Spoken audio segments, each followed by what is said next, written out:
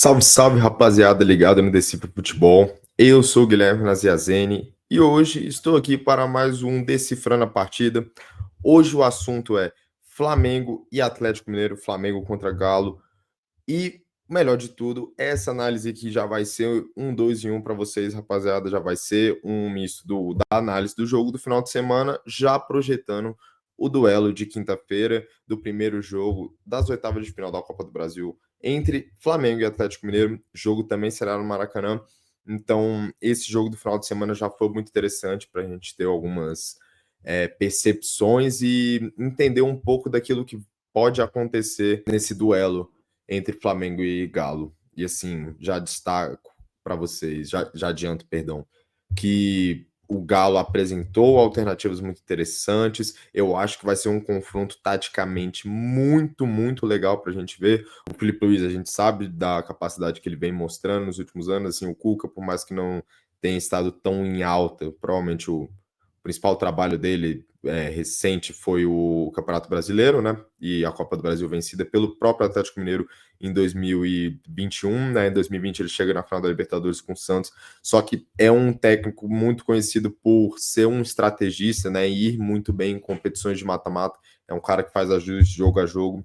E sem mais delongas, eu vou explicar aqui mais ou menos o que aconteceu na partida. Vou por tópicos, vou falar um pouquinho de como o Galo marcou o Flamengo, de como o Flamengo marcou o Galo, de como cada time tentou criar suas chances de gol. Então, vamos começar aqui pelo início. Primeira coisa que eu queria falar para vocês, a saída de bola do Flamengo e como o Galo marcava ela. Saída de bola do Flamengo padrão, a estrutura a mesma, 4 jogadores na saída nesse 4+2, com o Rossi extremamente ativo na saída de bola, o Arrascaeta e o Pedro aqui meio que nessa dupla de ataque, só que o Arrascaeta baixava para ser o camisa 10, o Bruno Henrique da esquerda para dentro, o Plata da direita para dentro. Já o Atlético Mineiro, ele teve uma mudança bem emblemática, né, na escalação, que foi o uso de 3 zagueiros, né? O Saravia, ele se comportou como esse terceiro zagueiro aqui, quando o time não tinha a bola, enquanto Gabriel Menino e Scarpa eram os alas, Fausto Vera e Alan Franco os 2 volantes, Coelho, Rony e Hulk o trio de ataque. E como funcionava essa marcação? O Flamengo tinha a bola aqui com o Rossi na saída. Quem era o responsável por marcar o Léo Ortiz, Léo Pereira e Rossi era o Hulk, mas ele não. Isso não quer dizer que o Hulk ele vinha aqui pressionar, morder esses caras, não. Era uma marcação muito mais num bloco médio ali, uma meia pressão, né, digamos assim. Então, assim, o Flamengo saía aqui com o Léo Ortiz, o Galo ia avançando suas peças aqui, mas o Hulk, ele não subia tanto, ele ia fazendo mais aqui, ó, a sombra, ó, fechava essa linha de passe e ia encurralando, encurralando, encurralando o, o Léo Ortiz ou o Léo Pereira para que eles levassem essa bola para as laterais, e aí os encaixes individuais que já estavam formados, eles ficavam muito claros. E quais eram esses encaixes aqui?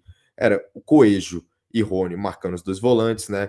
Isso variava em alguns momentos, mas geralmente era o Coelho em cima do Alan, o Rony em cima do Jorginho, e os outros encaixes sendo o Fausto Vera no Plata, isso ocorreu durante o primeiro tempo, o Alan Franco contra o Arrascaeta, já adianto que o Alan Franco fez uma grande, grande partida, o Saravia perseguiu o Bruno Henrique, os alas batiam de frente, né, o Scarpa com o Varela, o Menino com o Vinha, e como o Hulk ele pressionava em inferioridade aqui esses 2 jogadores do Flamengo, 3 jogadores, né, contando com o Rossi, isso queria dizer que o Galo tinha sobra na sua última linha, né? Geralmente quem perseguiu o Pedro, né? Porque o Pedro várias vezes ele descia para fazer esses movimentos aqui, esses desmarques de apoio, né? Para fazer um pivô, para tentar ser mais um jogador entre as linhas, para dar sequências jogadas e levar o Flamengo até a frente.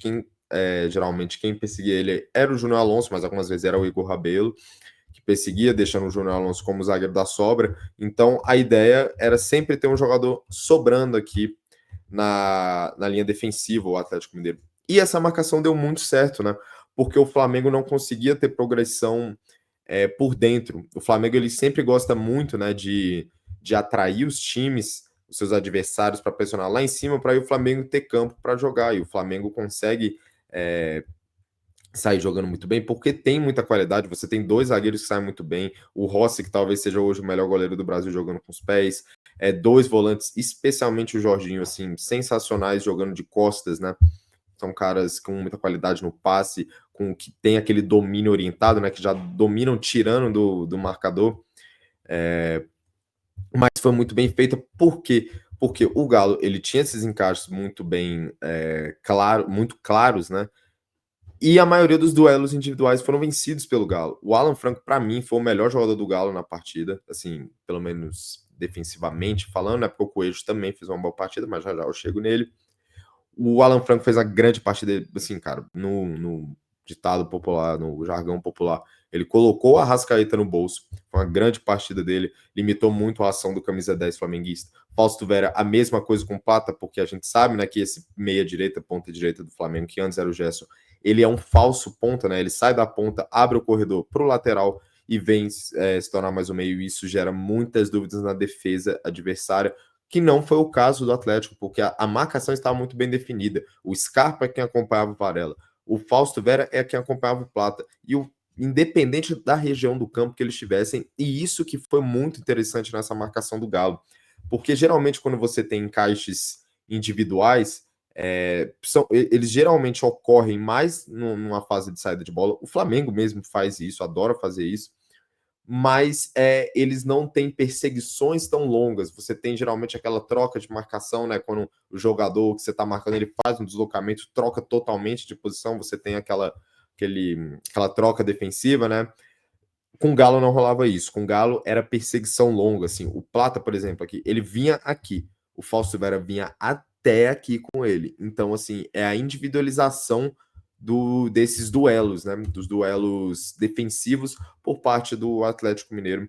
E acho que isso funcionou muito bem. Como eu disse, atrapalhou muito o Flamengo nessa fase de saída de bola. Agora, pulando para a próxima parte do vídeo, rapaziada, eu queria falar agora como o Atlético marcava o Flamengo nessa fase ofensiva, né? Quando o Flamengo ele conseguia chegar até aqui, até o seu campo de ataque, né? E o Flamengo fazia aquela distribuição padrão, né? Com 3 jogadores aqui na base. Às vezes o Jorginho saltava aqui para ficar à frente dos zagueiros, mas assim, às vezes era até o Alan aqui nessa primeira linha.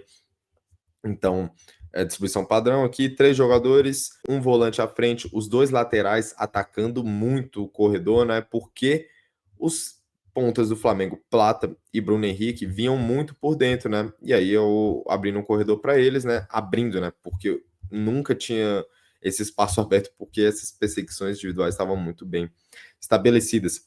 Só que o que era a grande sacada do Atlético Mineiro nessa fase de defesa?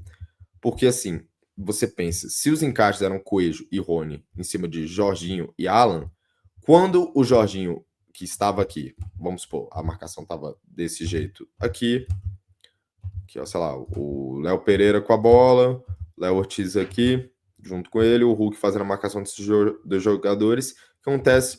O Jorginho ele desce para cá, os zagueiros abrem mais consequentemente, o Alan centraliza, e aí o que você pensa? O Rony, ele vai subir aqui para marcar o Jorginho, isso pode gerar um desequilíbrio aqui, ó, dando esse espaço aqui, ó, pro Léo Pereira progredir com bola, conduzindo, é um zagueiro com muito bom passe, isso pode acontecer aqui do outro lado com o Léo Ortiz, só que na verdade, o Atlético, ele meio que mantinha o seu desenho, né, defensivo com esses 3 jogadores aqui, né, e aí o que acontecia, o Hulk e o Coelho e o Rony, eles ficavam bem fechadinhos aqui para tampar esse passe, né? Então, assim, em tese, o Alan não estava sendo marcado individualmente por ninguém. Mas ele não existiam linhas de passe para o Alan, mesmo que fosse para ele receber de costas marcado aqui. Porque o Atlético fazia esse escudo aqui, ó, impedindo esses passes de ruptura aqui por dentro. Então, a partida sem bola do Atlético ali, do Rony, que perde um gol assim absurdo, que não pode perder, mas eu acho que fez um bom jogo, principalmente sem bola. Coelho foi muito bem sem bola também. O Hulk, assim, não no mesmo nível deles, né? Até porque é um jogador que se poupa mais nesse momento por ser o melhor jogador do time, né? O jogador mais decisivo da equipe. Mas muito comprometidos e muito cientes daquilo que deviam fazer na partida. E o Galo sempre naquele esquema que eu tinha falado para vocês, de tentar levar o Flamengo para os lados do campo, para aí sim tentar pressionar. Então o Flamengo, ele teve um jogo muito dificultado nessa área aqui, ó. O Arrascaeta aqui, ó, quando recebeu essa bola, ele não tinha espaço para girar, já tinha o Alan Franco já estava no cangote dele aqui, extremamente físico na marcação, incomodando o Arrascaeta. Às vezes era o Pedro baixando aqui, ó, para receber essa bola. O Júnior Alonso vinha com ele, mordia, não deixava ele girar, não deixava ele dar sequência de jogadas. Acho que, assim, não ocorreu isso todas as vezes, né? O do Júnior Alonso incomodar de fato o Pedro, né? Porque o Pedro teve algumas descidas interessantes ali no primeiro tempo, né? Saindo da referência, tentando confundir essas referências de marcação, gerar espaços nessa última linha para o Bruno Henrique atacar em velocidade, o Bruno Henrique ou o Plata, né? Que são dois jogadores muito rápidos. Só que no mais, o Atlético, pelo menos na grande parte do tempo, foi muito consciente nessa marcação. E aí, você pensa, o que o Flamengo poderia fazer para melhorar esses problemas aqui? Se por dentro, no meio campo, você não tem espaço, a saída, na minha visão, é você abrir o jogo. Só que o que acontece? Quando você abre para Varela ou Vinha, você não tem mano a mano. Você tem jogadores com chegada à linha de fundo, com cruzamento, com boa capacidade de passe, né? Mas você não tem jogadores de drible, jogadores de mano a mano. Então eu acho que para o jogo, já pensando no jogo do meio de semana, eu diria que um Luiz Araújo jogando mais aberto, ou o próprio Plata, o próprio Wallace Ian também, né? É um cara com essa característica do drible, né? Essa iniciativa, né? De pegar essa bola no mano a mano e ir para cima. Então, eu diria que o Flamengo, o caminho passa muito por como o Flamengo vai gerar jogo pelos lados do campo, como jogadores com capacidade de drible vão conseguir desequilibrar individualmente essas marcações individuais do Galo, né? Porque é justamente isso. Quando você tem uma marcação individual, o que quebra um duelo mano a mano? Quem vence um duelo mano a mano? A superioridade. Ela pode ser física, ela pode ser técnica. No caso do Flamengo, ela na maioria das vezes ela vai ser técnica e eu acho que isso tem que ser melhor explorado, assim, esse jogador que fica mais aberto, é mais interessante um driblador do que um lateral que chega na linha de fundo e cruza, né? Então, para mim essa foi a grande questão do Flamengo ofensivamente falando e muito boa partida do Galo sem bola. E agora, explicado o comportamento do Galo sem bola, como o Galo tentava atacar o Flamengo. E geralmente era nessa situação de transição, né? O Flamengo tinha a bola aqui, sei lá, rodava essa bola aqui, ia no Léo Ortiz, que ia no Plata, tentava fazer um passe aqui, pum, errou. Quando ele errava, o que acontecia? O Flamengo tem aquela reação imediata, né? De sobe aqui, sobe, o time todo sobe em bloco, né? Fazendo essa pressão pós-perda, né? O Flamengo todo vai subindo. O que acontece? O Flamengo sempre tem uma linha muito alta de marcação. E o que isso quer dizer? Olha só o espação que você tem aqui. E como você ataca esse espaço, movimento de ruptura na profundidade, principalmente desse cara aqui, o Rony. Então, a gente tinha muitas situações aqui, ó, como o Vinha subia bastante, assim como o Varela, mas falar especificamente desse corredor aqui que o Vinha deixava aberto, né? Era onde o Rony aproveitava, né, para fazer esses desmarques de ruptura, atacando a profundidade. O Rony tem essa característica muito forte, né? Ele fisicamente é impressionante mesmo. Assim, eu lembro até de um lance, não é um lance necessariamente de explosão, assim, de corrida, né, de sprint, mas é um lance que destaca o quão fisicamente privilegiado é o Rony, né? Ele tenta subir para cabecear numa disputa com o Rossi e ele ganha do Rossi, ele sobe mais que o Rossi, assim, então o Rony, ele é um jogador ideal para esse tipo de função, ele fazia isso demais no Palmeiras, o Abel adorava usar ele como 9 justamente porque ele te dá essa velocidade, né, esse arranque na profundidade, então muitas vezes você tinha o Scarpa, né, estava jogando como um ala, ele recebia essa bola mais aberta, ou seja, ele estava num local de menos pressão, então ele tinha espaço para fazer esses lançamentos aqui, explorando a profundidade, e o Rony era quem ia com tudo aqui, e geralmente vencia os duelos em velocidade do Léo Pereira, ou do Jorginho, ou do Léo Ortiz, porque ele é muito mais rápido que esses jogadores, né? E quando isso não funcionava, muitas vezes era o Coelho descendo aqui, recebendo essa bola e conduzindo ela com muita força física, com muita potência, vencendo os duelos, e aí algo que eu ficaria de olho também no Flamengo, porque Pedro e Arrascaeta juntos, eles eles deixam a desejar um pouco na fase defensiva. Eu vou falar disso, especificamente no próximo tópico, só que já adiantando que essa marcação do Flamengo, ela não era tão, como eu posso dizer, tão agressiva, tão eficiente como era antes, né. Então, tinha espaço para o Coelho receber essa bola aqui e conduzir em velocidade sem que um dos volantes parasse ele, porque Alan e Jorginho são volantes de característica de jogo com bola, né? São jogadores técnicos, jogadores de passe, jogadores que jogam de costas, que ditam o ritmo do jogo, que carimbam a bola na saída de bola. Então, mas não tem essa característica, né? E aí, até por isso, no segundo tempo, você tem a entrada do Everton Araújo, né? Que é um volante muito mais físico que os dois, de muito mais característica de marcação que os dois, mas o Galo conseguia progredir muito dessa maneira, né? Você tinha esse espaço aqui, essa dobradinha aqui do Scarpa com o Coelho, principalmente no primeiro tempo, né? Acho que assim, basicamente no primeiro tempo, né? Porque o Galo no segundo tempo pouco queria, só que no primeiro tempo, esse lado esquerdo aqui é onde o time consegue mais criar, né? Muitas vezes finalizando do lado direito, né? Ou já roubando a bola e atacando pelo lado direito, mas com esses movimentos do Rony na profundidade, não necessariamente associações, como era o caso de Coelho e Scarpa, pelo lado esquerdo.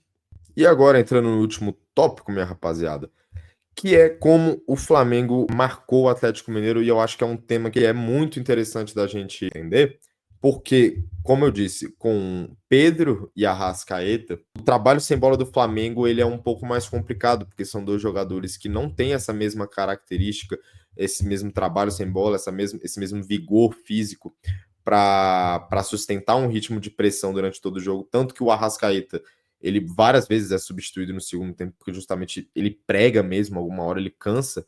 Só que quando é só o Arrascaeta, é muito mais fácil você compensar isso, porque é só um jogador que você tem que tentar acomodar nesse momento sem bola. Quando é Pedro e Arrascaeta, são dois, e aí eu vou mostrar para vocês como que o Felipe Luiz tentou acomodar ambos, né, nesse sistema defensivo, né? E o que acontecia? O Galo ia sair jogando num 4-2, um 4-4-2, né? Porque o menino saltava, virava meio com meia direita. Você tinha o Coelho aqui sendo um meia esquerda, só que virava praticamente um atacante aqui pela esquerda, né? Porque ele, como eu falei para vocês antes, ele vinha por dentro, abrindo o corredor para o Scarpa avançar, né? E Hulk e Rony aqui na frente, como eu falei para vocês, o Rony sendo essa alternativa aqui na profundidade, o Hulk também dá essa possibilidade. Enfim, como que o Flamengo marcava? E aí você tem uma mudança muito importante aqui, que é os pontas fazendo esse primeiro combate, né? Então, os pontas que marcavam os zagueiros, tanto Bruno Henrique como Plata. E aí, uma coisa interessante: o Bruno Henrique, apesar de ser um ponta, marcou como esse atacante aqui, o que forçava a Rascaeta a ser um meia pela esquerda em fase defensiva, né? Nesse 4-4-2 que o Flamengo fazia, o Arrascaeta estava nessa linha de 4 e o Bruno Henrique mais à frente, né? Então o Arrascaeta tendo que se doar mais defensivamente, sendo mais sacrificado defensivamente em relação ao Pedro, por exemplo, né? Então, assim, acho que a ideia inicial era você ter dois jogadores rápidos, fortes fisicamente aqui, que mantém esse ritmo de pressão, justamente para você ter um primeiro combate forte. Só que aí o que acontecia? O Flamengo ele ficava nesse dilema aqui, que não era nenhum dilema, né? Era bem claro que o Varela ele ia segurar mais um pouquinho e quando essa bola entrasse no Scarpa, ele ia saltar, e aí o Ortiz ia cobrir ele aqui, o Jorginho ia cobrir aqui. E por que que o Flamengo fazia isso? É justamente você tentando proteger mais a sua última linha, né? Você não sobe tanto para fazer aqueles encaixes individuais que o Flamengo gosta de fazer, porque você tem dois jogadores que, se você tem essa pressão quebrada e precisa correr para trás, eles não te entregam tanto isso. Tanto que eu lembro de um lance que foi muito emblemático para mim no primeiro tempo, que é um lance que o time do Galo ele sai jogando por aqui, né? É um contra-ataque, na verdade.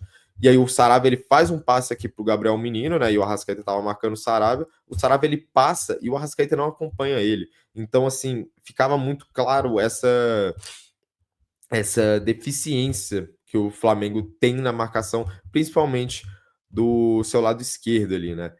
Então, o que acontecia para gerar um efeito dominó, né? Que o Scarpa ficava mais livre aqui, né? Como vocês estão vendo, o Pedro, ao invés de estar marcando nessa primeira linha, ele marcava um dos volantes, no caso o Alan Franco, e o que marcava o Fausto Vera era o Alan. Só que o Galo ele começou a ter muita saída de jogo ali no início, justamente aqui com o Scarpa, né? Porque a gente sabe, o Everson ele é um goleiro com uma capacidade de jogar com os pés muito, muito grande, né? Ele tem essa bola aqui pro Scarpa, é uma bola de segurança dele. Eu lembro no Santos que ele fazia isso demais, demais, demais, né? Que os caras vinham aqui fechando, o goleiro sempre sobrava um jogador, geralmente era o lateral, pum, ele fazia esse passe aqui. Ele fez isso aqui bastante no início do jogo. Então, o Atlético ele tinha muita saída de bola por aqui, e aí muitas vezes gerava aquilo que eu falava, né? De o Scarpa receber aqui, aí o Varela tinha que subir, o Léo Ortiz fazer isso aqui, essa perseguição, o Jorginho afundar mais, e aí acontecia, você tinha mais tempo aqui para o Scarpa dominar a bola, orientar o corpo para frente, para fazer esse passe aqui no Coelho, que foi esse principal condutor de bola, né, do Atlético Mineiro para conduzir o time ao ataque, abriu o corredor para o Scarpa, então você tinha muitas vezes o Atlético iniciando as suas jogadas, né, a sua saída de bola pela esquerda, né, você tinha essa progressão aqui com o Coelho, com o Scarpa, e o Rony rompendo aqui pela direita, né, nas costas da defesa, então muitas vezes a jogada ela era iniciada do lado esquerdo, né, e finalizada pelo lado direito. E aí o Flamengo percebeu que era um problema claro ali, né? E mudou o seu sistema de marcação para eu vou arrumar aqui para vocês verem, um 4-1-2-1-2, minha rapaziada. E como assim um 4-1-2-1-2, Guilherme? 4-1-2-1-2, que é o losango, né? Aqui, ó, vai ficar mais claro para vocês. Isso. E como isso funcionava na prática, né? Na verdade, começou com o Jorginho aqui sendo esse né? Essa ponta do losango. E muitos times, hoje no futebol brasileiro, usam essa formação para marcar a saída de bola. O Cruzeiro faz isso, o Palmeiras faz isso. Só que a grande questão o Flamengo percebeu, o Scarpa tá recebendo essa bola muito fácil aqui, o ideal é a gente ter um jogador da característica do Plata, né? Que é um jogador físico rápido, para ele diminuir essa marcação, né? E estando mais próximo, poder diminuir mais rápido aqui no Scarpa, para ele não ter tranquilidade, não conseguir dominar essa bola e já fazer um passe para frente. Então o Flamengo muda aqui. E aí o que acontece? Você tem essa situação aqui, ó. Dois jogadores, né? Porque assim, os dois atacantes encaixavam nos dois zagueiros. E aí você tem esse jogador aqui, que inicialmente nessa marcação foi o Jorginho, encarregado por marcar dois jogadores do Atlético Mineiro. E o Galo, assim, ele nem explorou tanto isso, né? Foram assim, eu contei 2 vezes que o Galo ele se aproveitou dessa inferioridade numérica aqui do Flamengo em relação aos jogadores que marcavam os volantes para ganhar campo. E eu acho que o Galo, cara, assim, por mais que não sejam jogadores, principalmente o Alan Franco, não são jogadores tão técnicos, né, com tanta capacidade de jogar de costas, receber essa bola girando para fazer essa transição defesa-ataque do time, né? Só que aqui é só espaço demais, então você tinha muitas vezes que o Everson, ele ficava com a bola, e igual eu falei, ele é um cara com muita capacidade de jogo com os pés, às vezes o Jorginho ia vindo aqui, ó, para fechar esse passe, e olha só a tranquilidade que um desses dois jogadores pode ter recebendo essa bola aqui para levar para frente. Às vezes não era isso, né? Às vezes era, sei lá, o Pedro diminuindo aqui, só que você tinha esse efeito dominó aqui, ó, tocava, sei lá, no Júnior Alonso, e aí o Plata tem que vir aqui, você consegue sair pelo lado ou por dentro, então você tinha várias maneiras de você conseguir explorar essa superioridade numérica que acho que não foi tão aproveitada, só que é algo para ficar de olho no Flamengo. E por quê? Porque inicialmente quem fez essa função aqui foi o Jorginho, né, de ser esse da ponta do losango, que o Flamengo tinha no meio aqui, ó, losango.